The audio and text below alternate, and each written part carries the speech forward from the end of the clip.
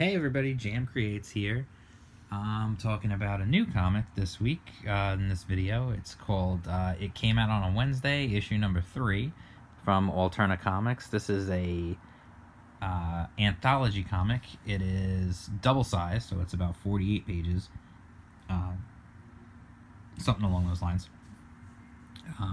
Every month there's like a kind of a theme to it.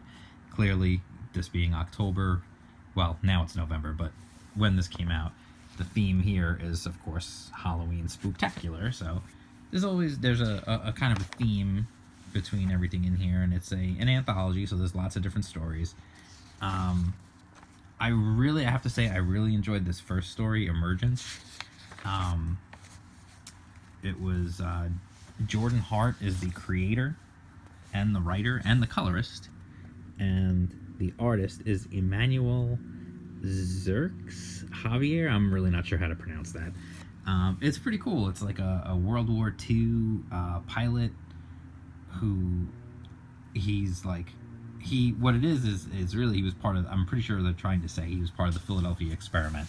He disappeared in the Bermuda Triangle, and while he was in and then he ends up landing in the middle of like New York in modern times, and it turns out like the Bermuda Triangle and is just one of many like portals, and things are coming back from the portals. We've been like just sending stuff, like basically using it as like a garbage dump for all our like really dangerous stuff, and some things have gone in accidentally, but some stuff has gone in on purpose, and now things are coming back and they're just landing in random spots in the world.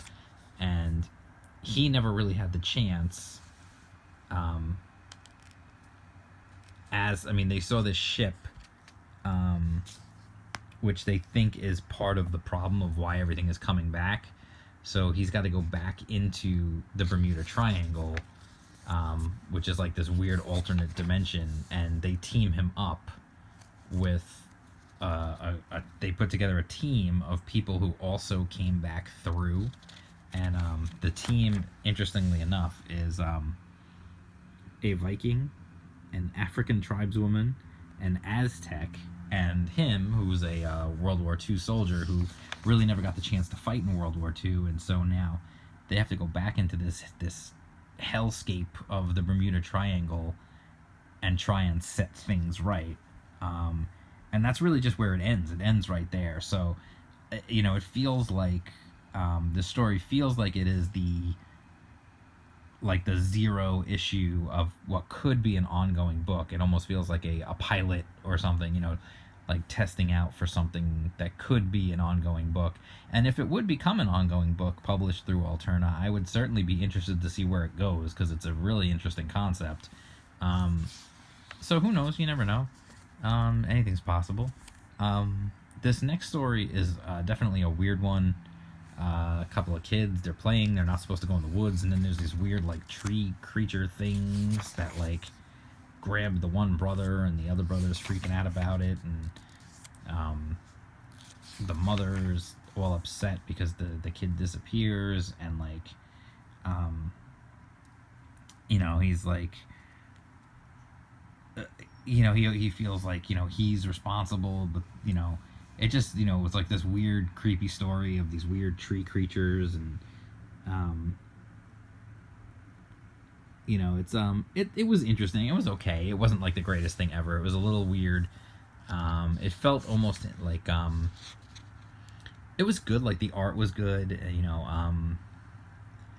it was just kind of a strange story, and it wasn't as maybe straightforward as it could have been. I don't know.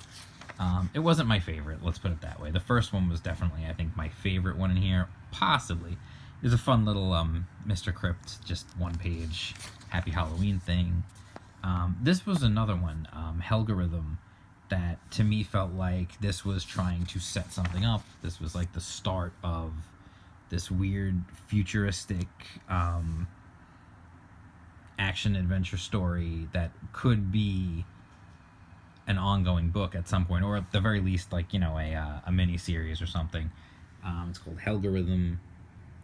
You can see Jeremy Ferretti, the art by Sick Joe. I don't know. Hopefully he feels better. It was cool. It's very, very short, and it's basically just it's her and another dude, and the dude ends up getting hit, and she just leaves him behind because that's the world they live in. Again, it feels like an introduction to a character.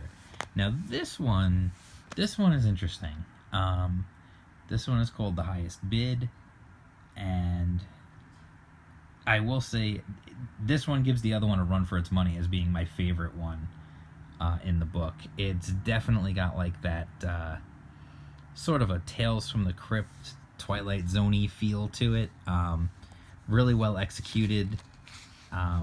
You get the idea right from the get-go that something is maybe not right, and then they tell the story about how he's always collected things, and his wife was always, cool with that, and so he got this painting, and the painting was like freaky, and next thing you know, like, I don't want to spoil it if you do read it, like, some stuff happens, and then there's like a little thing at the end when you see what's going on and what the real story is and where he is and everything. Like, I don't want to ruin it.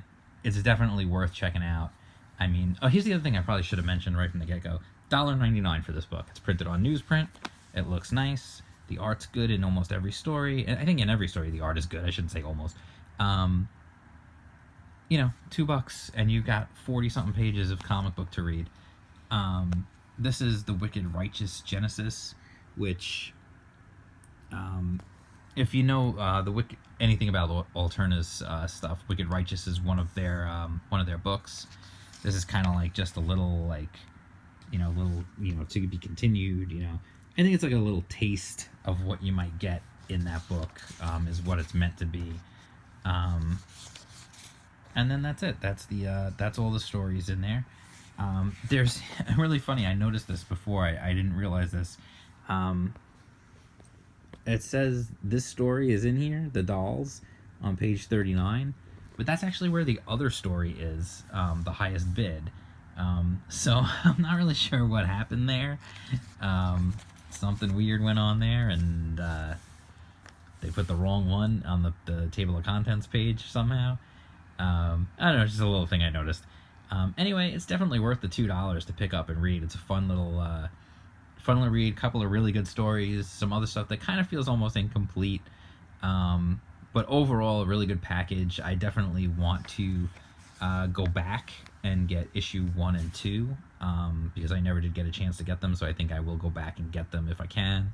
I might just order them off their Etsy shop. I had to do that to try and get the second issue of Blood Realm and the second issue of Eden. I did a review of Blood Realm 1. I did not do a review of Eden 1. I'll probably do that too. But I really like what Alterna is doing, and I really want to keep continuing to give exposure to the good books and give honest reviews, tell you what I think, what's worth it. Again, the books are so cheap, it's almost silly to just say, just try it. If you're not sure, if you think it might be something you're into, just try it. The regular books are $1.50. This one's $1.99 because it's a bigger book.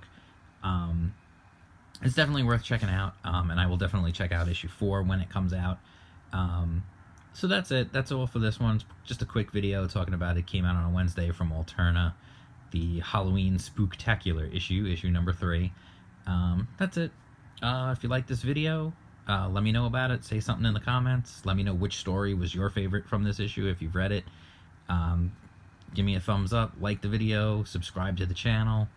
Trying to grow this channel, trying to do more things. I've got some more interesting ideas for stuff to maybe expand outside of comic books, but we'll see how that goes. And just check things out. Let me know. Give me a follow on Twitter. I'm at GM_creates, and that's it. I'll talk to you soon. Peace out.